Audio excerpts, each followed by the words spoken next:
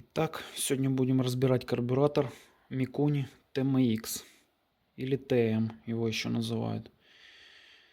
Данные карбюраторы ставились на КТМ 125, Honda CR 125, Kawasaki KX, Yamaha UZ, причем даже были Suzuki RM 250, ну там диффузор был больше. У меня же вот этот Mikuni, это TMX 35, по-моему. Хотя есть ли такой, не знаю. В общем, самый первый, который ставился на Ямаху, был 36-й. Вполне возможно, что это вообще разработка лохматых 80-х. Ну, сейчас покажу детально этот карбюратор. Было 3 генерации этого карбюратора. TMX 36, 38 и 40. До 94-го на Ямахах стояли и на прочих ему подобных 36-е, то бишь с 36-м диффузором. С 94-го начали ставить 38-е, то есть 38-й диффузор. И каждый рестайл этого карбюратора обрастал какими-то своими там доработками. То есть поплавковая камера, поплавки изменились, там винт качества или еще что-то подобное, сами жиклеры. В общем, он становился, то есть заслонки даже других форм были чуть лучше и чуть лучше. 40-й последний был, по-моему, в 2000 или 2001. За собой влекло поведение мотоцикла, ну, то есть когда увеличиваешь диффузор, это он на верхах еще больше отдавался, на низах он наоборот чуть хуже был, а на верхах лучше. Вот этот с маленьким диффузором типа на низах должен как бы чуть получше. В общем, у меня стоит наихудшая генерация этого карбюратора, то ли начало 90-х, то ли конец 80-х. Итак, в общем, первое наихудшее, то, что я только вообще видел в жизни, это поплавковая камера, вот эта Mikuni. Вот этот пластик, вот там вот этот пластик. И самые, я такой вообще первый раз вот в жизни вижу, поплавки, они живут отдельной жизнью. То есть, как объяснить? Вон, допустим, вот эти усики, и они пододвигают этот поплавок. И то, что я заметил, один зависает. Ну и как вообще можно ездить, допустим, вот на этом карбе? Что я должен, ремкомплект, вот именно на этот карбюратор ремкомплекта нет. Ну, то есть его не найти. Я так понял, TMX 38, 36 распространенные, 40, оно там все взаимозаменяемо. Но на этот нет, я не знаю, что с ней. Также хочу отметить вот такую вот штуку на кроссовых карбюраторах, да даже на эндурике у меня такая хрень была. Вот, допустим, вот мы, да, видим пластик. О, ужас. Хотел одно рассказать, увидел другое. В общем, да, тут резинка целая. Кто знает, тут здесь вот должно, на более современных карбюраторах такая медная вставка, как жиклер. И в нем в пазе сидит игла, собственно.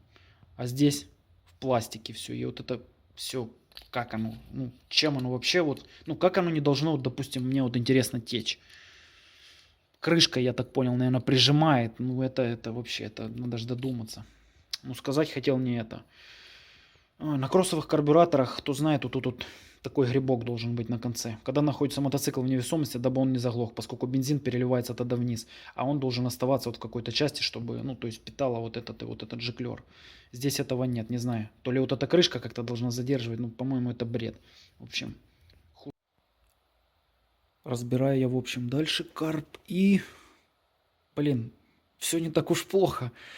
По одной простой причине. Сейчас ее назову далее. То, что нет на этом карбюраторе.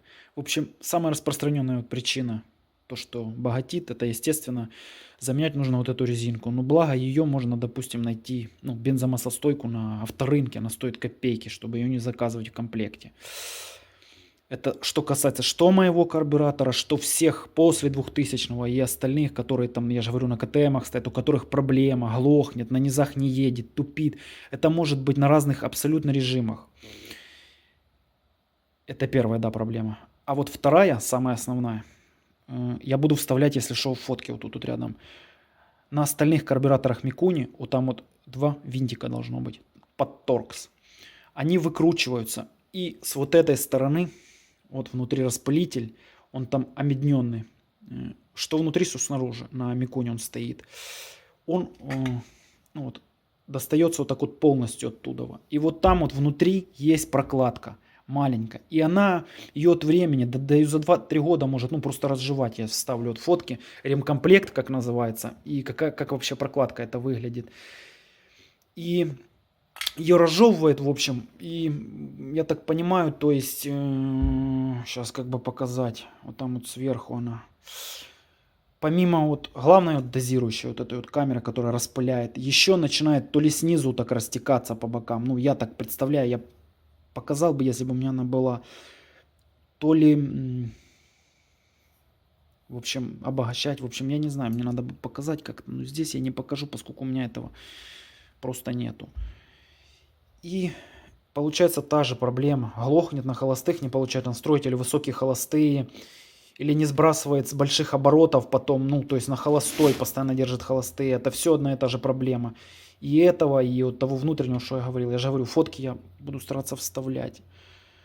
Далее, что могу рассказать? Ну, это, собственно, главный топливный жиклер. Здесь какая-то резьба, для чего? Но может быть вот это вот, то, что я говорил, грибок накручивается, у меня его нету. Поэтому, не знаю, комплектный у меня карба или нет. Внутри эмульсионная трубка, которая не выкручивается. На остальных же она должна выкручиваться. Далее, ну это у нас жиклер холостого хода. Вот он, собственно, такой, я не знаю, как распылитель поправить. Вот за это нижнее отверстие. Это или же ускоритель, так называемый, который прыскает бензом, когда открываешь ручку газа. Ну, то есть обогащает мгновенно. Или же холостой. Но я думаю, это все-таки обогатитель, поскольку холостой вот там вот дальше маленький, он всегда меньше. А сам обогатитель, ну, на холодную когда, ну, то есть вот он, вот его отверстие.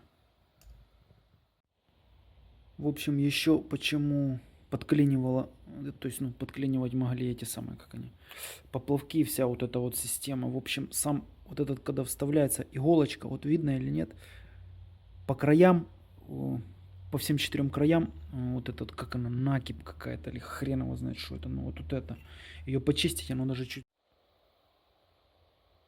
Потихоньку дело движется. Так, тут заменил резинку. Надеюсь, мне продали бензомаслостойкую, то там всякое бывает на этом базаре. В общем, подошла прям отлично. Ну, вот, допустим, это она похудее, так сказать, прохудилась, то ли черт его знает уже.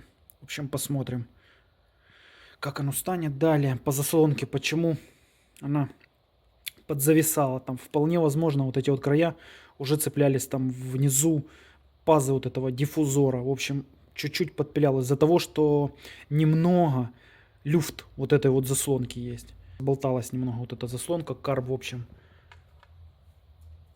Тут у меня немного купается, короче. Сейчас еще часок и буду его вынимать.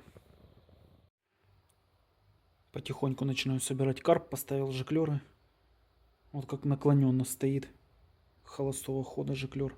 В общем, с вот этими вот приблудами, просто их наждачкой мелкой вверх-вниз походить.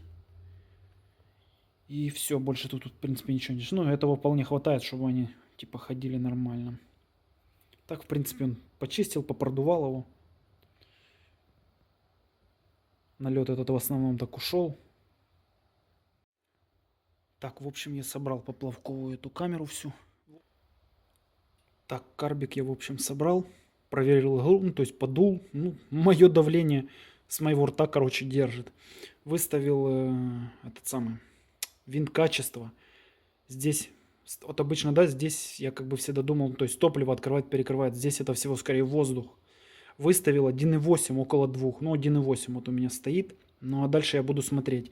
Иглу я видел, ну, испанцы, итальянцы ставят на, не на среднее деление, а на одну выше. То есть, наоборот, опускают ее немного.